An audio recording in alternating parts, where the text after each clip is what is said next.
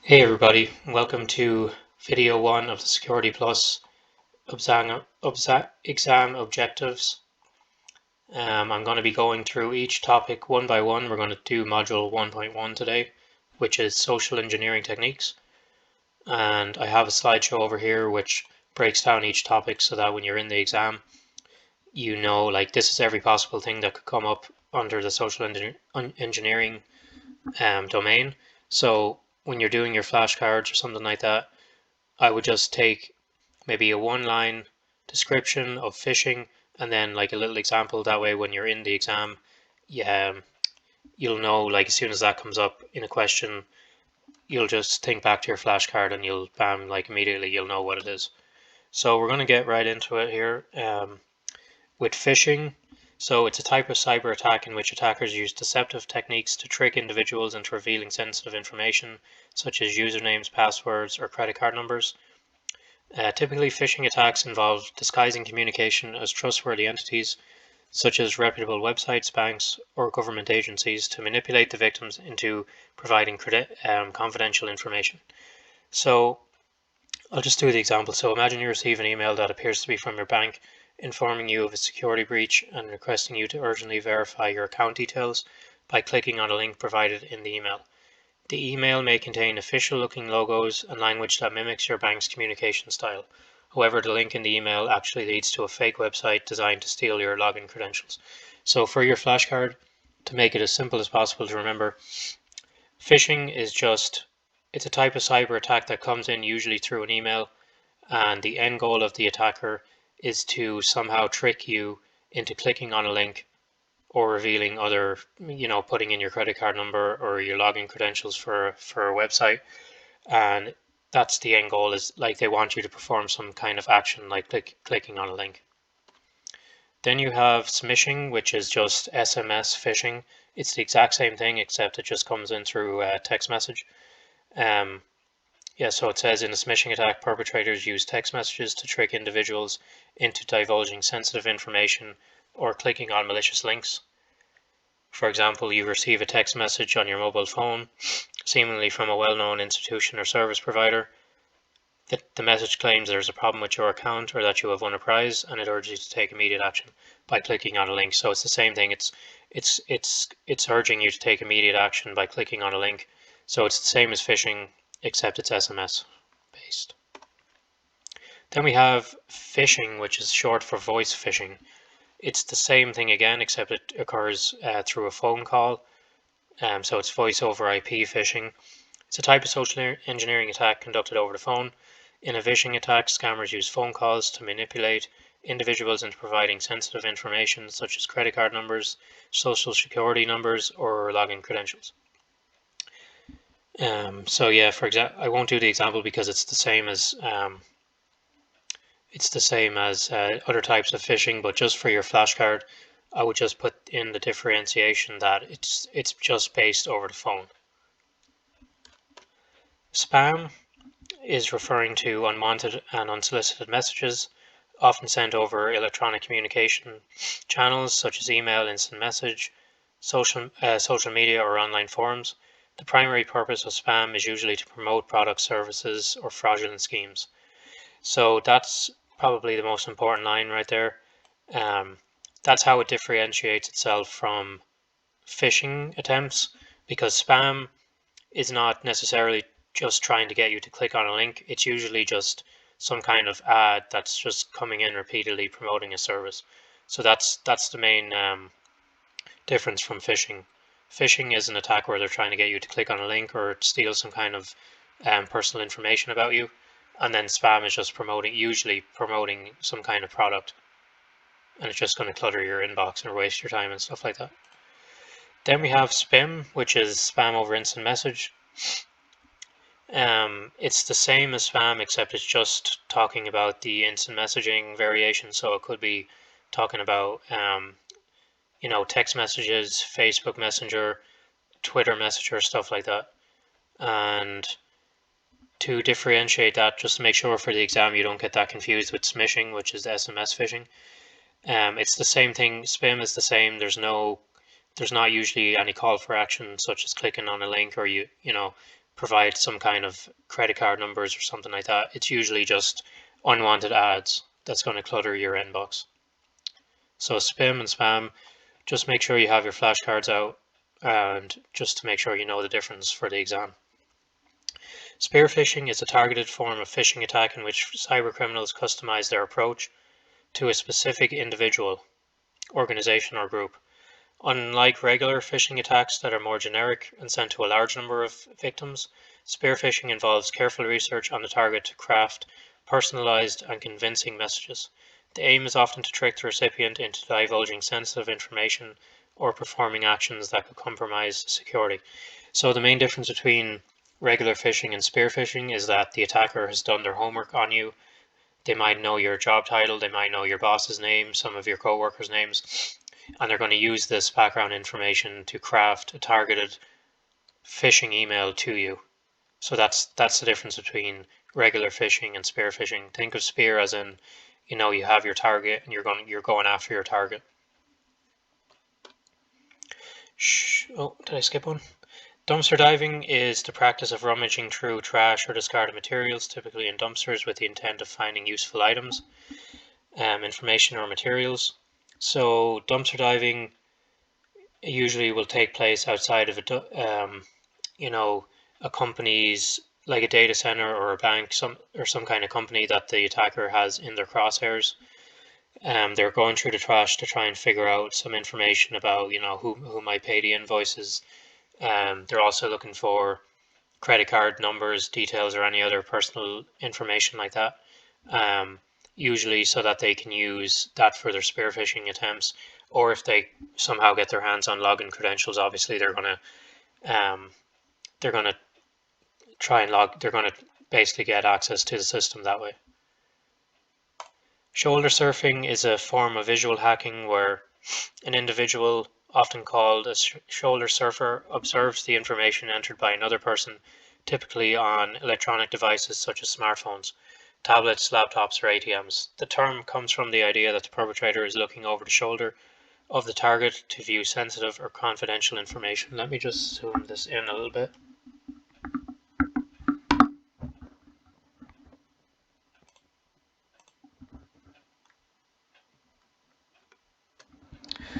Alright, so it's talking about looking over your shoulder when you're, on your laptop or your computer, but it can also be somebody is across the street with binoculars looking at you as you work on your laptop.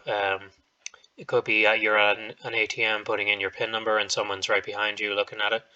So just make sure like on the exam, it might not literally be looking over somebody's shoulder. Then we have pharming, which is basically a combination of phishing and pharming, in which an cyber attack that aims to redirect the traffic of a website to a fraudulent or malicious site, often without the user's knowledge. So unlike phishing, which involves tricking individuals into revealing sensitive information by posing as a trustworthy entity, pharming manipulates the domain name system or other components of the internet to redirect users to a fake website. So to put this into plain English, phishing is basically you're casting out. I like to think of it like you're casting out your net, like you're seeing what you can get. You're just sending out all of these emails, seeing who replies or who follows the link. Pharming is where you like set up your own malicious website basically, and you're catching people. They're coming to you rather than you going after them. So you set up the a fake website and you're redirecting traffic from somewhere else to get potential victims into your farm. So let's just read the example for this one. The objective of pharming is to deceive users into thinking they're accessing a legitimate website when in fact they're interacting with a malicious one. This malicious website could be designed to mimic a banking site, an email login page, or any other site where the attackers aim to capture sensitive information such as usernames, passwords, or financial details. Tailgating in the context of physical security refers to the act of an unauthorized person following an authorized person into a secure area. This security breach occurs when an individual without the proper permissions gains access to a restricted area by closely following someone who has the right to be there. So, just for an example, you often see this example of if somebody is like in the smoking area of a business and they're pretending like they work there, they're out there smoking a cigarette with the other coworkers. When the break time is over, they all file into the building together, and somebody who does legitimately work there holds the door open for the attacker, and he gains access to the internal structure of the building that way. It also could be a person pretends to be, they walk up to the door holding a box of food or a box of donuts or something like that, and out of courtesy, someone will hold the door open for them, and that's a form of tailgating as well. So whaling it's a phishing attempt, but it's a phishing attempt that's going after the big fish of the organization. So like the CEO or the COO or something like that. It's the same as phishing, but it targets high-profile individuals within the organization. The term whaling is derived from the idea that the attackers are going after the big fish or high-value targets. Similar to this concept of spear phishing, but with a focus on top-level execs. So spear phishing is kind of similar because it's a targeted approach, but whaling is basically spear phishing, but when you're targeting the CEO of the organization. Prepending refers to the action of adding or attaching information, characters, or data at the beginning of the start of an existing piece of data. But I would say for the exam, just make sure you are familiar with the URL-based prepending. So for this example here, Google becomes Google. So they're adding the G at the front of Google, hoping that people won't notice. Basically, this one here could be a malicious site. They think they're actually visiting the real Google, but they're actually visiting a malicious site. Identity fraud, also known as identity theft, is a type of crime in which an individual's personal information is stolen and used by someone else without their consent, typically for financial gain or to commit fraudulent activities. The perpetrator may use various methods to acquire this information, such as phishing, hacking, or stealing physical documents. Once in possession of the victim's personal details, the fraudster can impersonate the victim in various ways. So, for example, the thief may use stolen information such as credit card numbers or bank account details to make unauthorized purchases, withdraw money, or open new financial accounts in the victim's names. So identity fraud is what would take place after a successful phishing attempt, where somebody actually follows the link, they put in their credentials, and from there the attacker has your credentials, so now they're going to go and use them, basically posing as you. So that would be identity fraud. Invoice scams, also known as fake invoice scams or billing fraud, involve attempts to trick individuals or businesses into paying fraudulent invoices. So the scammer may use, their spear phishing techniques where they'll find out they'll basically do their due diligence. They'll find out who pays the invoices at a company. They'll send a legitimate looking invoice through email or through post to that person, and in the hopes that the person pays so many invoices, every day that they're not going to look too much into it. They're just going to see the invoice coming in and they're just going to pay it. Credential harvesting, also known as credential phishing or password harvesting, is a cyber attack method in which attackers attempt to trick individuals into revealing their usernames, passwords, or other sensitive credentials. The goal of credential harvesting is to gain unauthorized access to accounts, systems, or networks. So credential harvesting is just, for your flashcard, I would put just specifically talking about gathering usernames and passwords. Where other attempts like phishing, smishing, all of those things, they could be a form of credential harvesting, but this is the specific act of just trying to go after your login credentials. So spear phishing could be, or phishing could be, you click on a link and it downloads, malware to your system.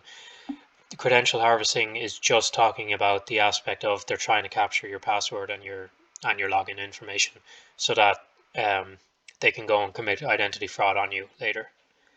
So I'm trying to tie like real world examples of all, the different things that we've covered so far, just so for anybody who's like new to cybersecurity, it can just put it into your head about these terms are so similar, but there are little like small differentiation factors in them.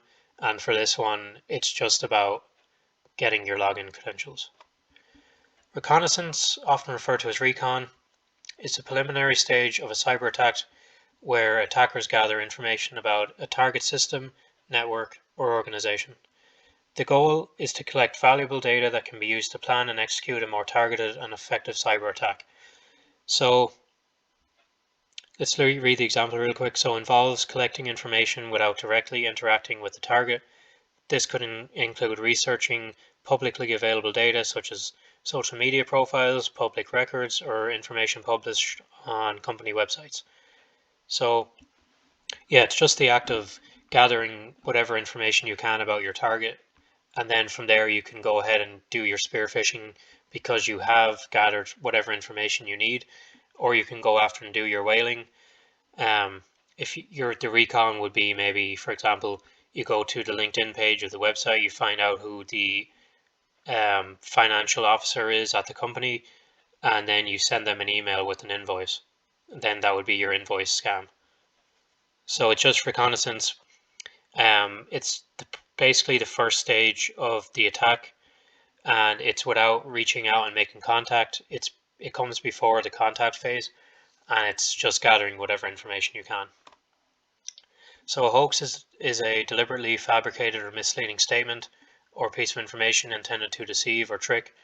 Hoaxes can take various forms, including false rumors, misleading stories, or fictitious claims spread through different company channels such as social media, emails, or traditional media. For example, hoaxes can range from internet rumors about celebrities to fake news stories about current events. In the context of cybersecurity, hoaxes may refer to false warnings or misleading information about computer viruses, threats, or scams. So a good example of this is sometimes you might get a browser pop-up coming up saying, your computer is locked. You have to pay a certain amount of money to get it unlocked.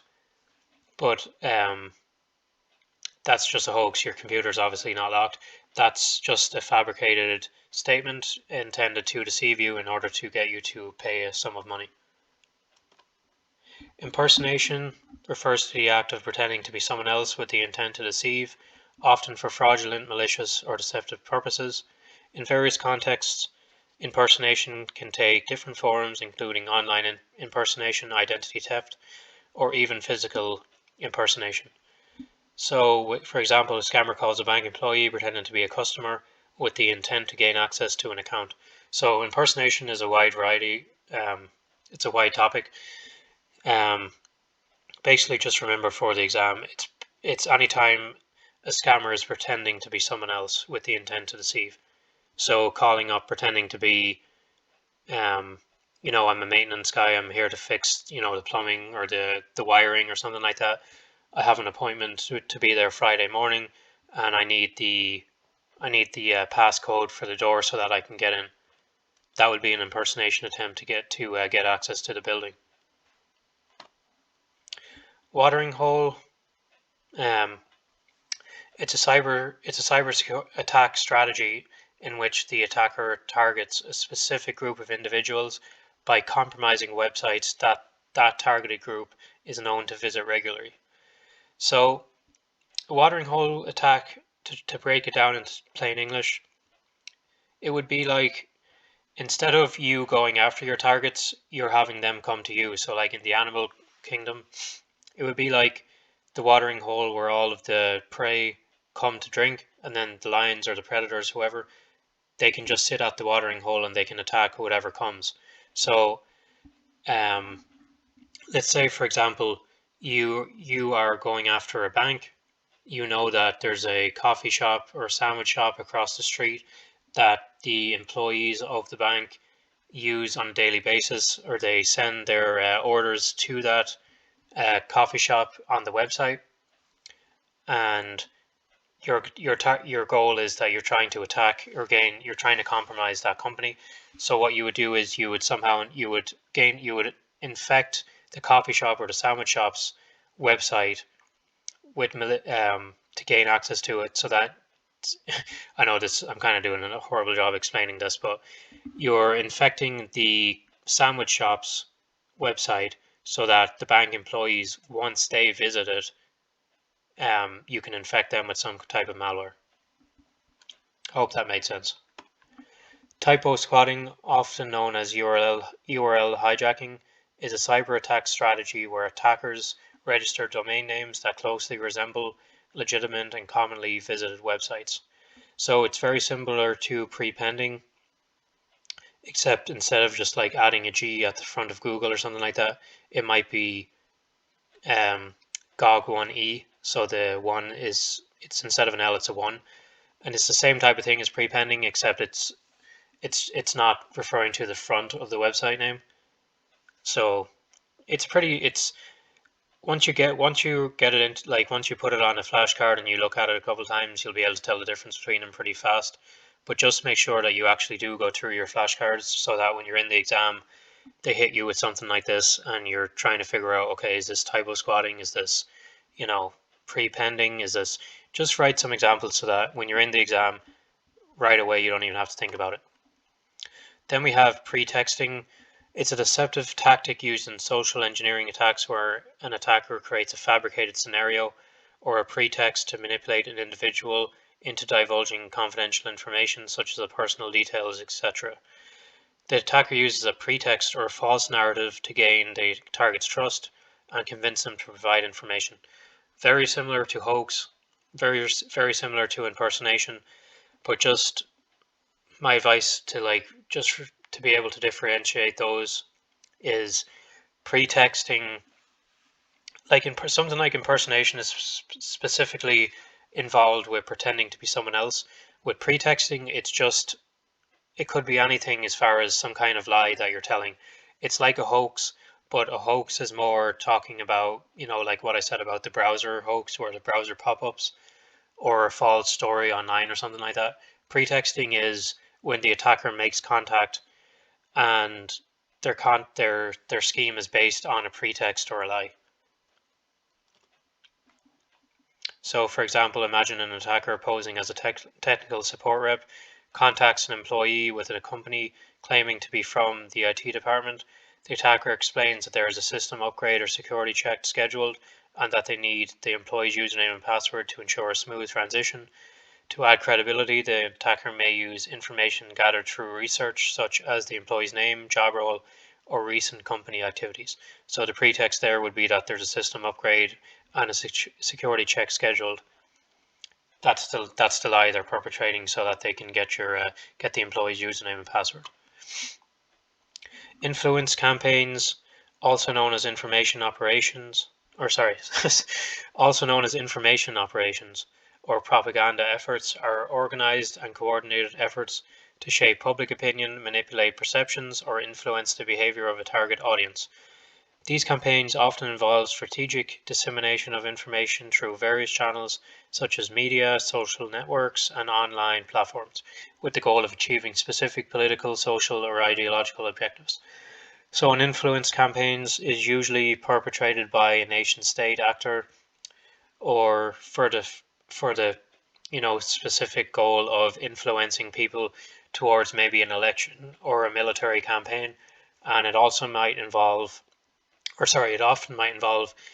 a nation-state actors posting hoaxes online or false stories online, false narratives, hoping about a specific political party or an election or something like that, hoping to sway public opinion so that people might start sharing it more and more, and their lie or their hoax starts to gain traction. So to differentiate it in your own head, apart from a hoax, influence campaigns is a hoax, but it's in the interest of swaying public opinion.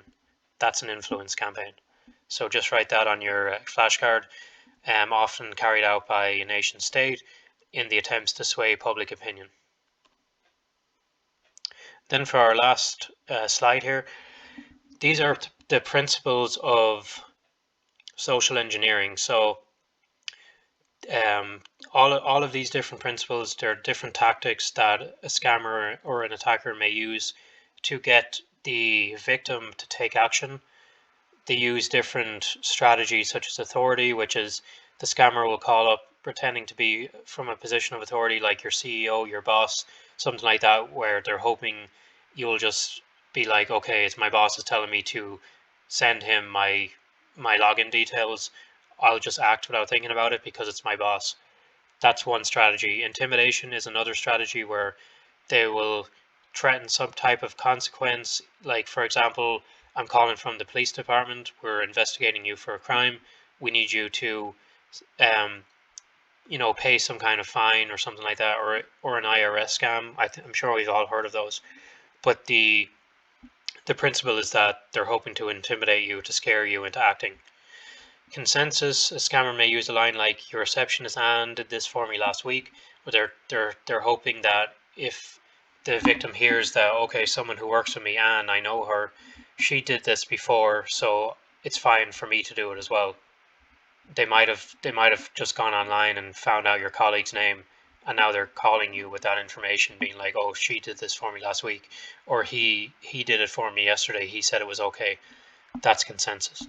Scarcity, where a scammer will call you up and maybe say something like, "We have a deal going on TVs right now, but there's only 2 TVs left, so act quick before they sell out."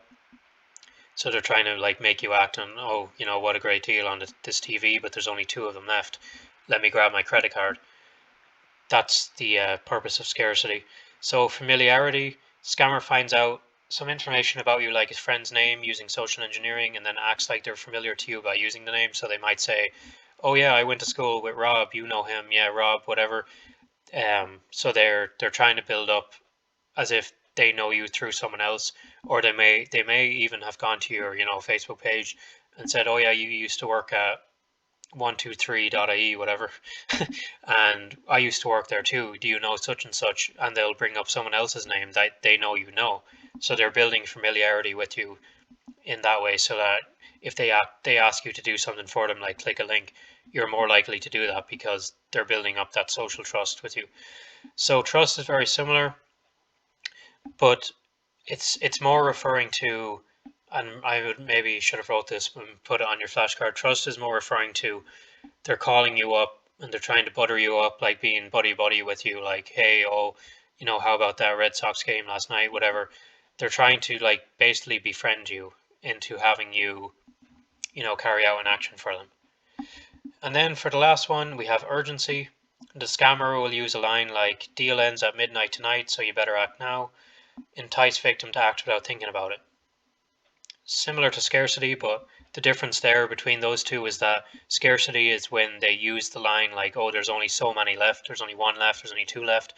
Urgency is like, they're putting a deadline on you where they're like, "The deal ends tonight, or you better pay this fine before 6 o'clock or something's going to happen." That could also be intimidation. Um, just know you don't have to don't spend like hours going through this, but like just know in your head, like maybe write one principle: authority, write down a little example for your flashcard, flip through the flashcards a couple times. When you're in the exam, you'll know enough to get through the exam if there's questions on these. So that brings us to the end of this slideshow. As you can see, that's module 1.1 finished. We've hit every topic on here. There's nothing else that could come up on the exam. Tomorrow I'm going to do 1.2, which we're going to get into types of attacks. We see ransomware, trojans, worms, etc. Before you move on to 1.2, do your flashcards. I highly suggest it. Go through each one of these. If you don't like my examples, just go to the CompTIA website itself, get the exam objectives, and just get your flashcards right one by one, going through an example, and flip through them a couple times. When it comes time for the exam, that's the most effective way to have each one of these in your head. You'll know the difference, and hopefully you'll ace the exam. So that's all for me. Thanks very much for watching. If you made it to the end, I really appreciate it. I'll be going through each one of these modules, so stay tuned. If you like the video, please hit a subscribe, a like, comment. It's my first video, so bear with me if it was a little bit hard to follow or understand. Bear with me. I'm sure I'll get better. So yeah, I just want to say thanks again, and hopefully see you guys in the next one.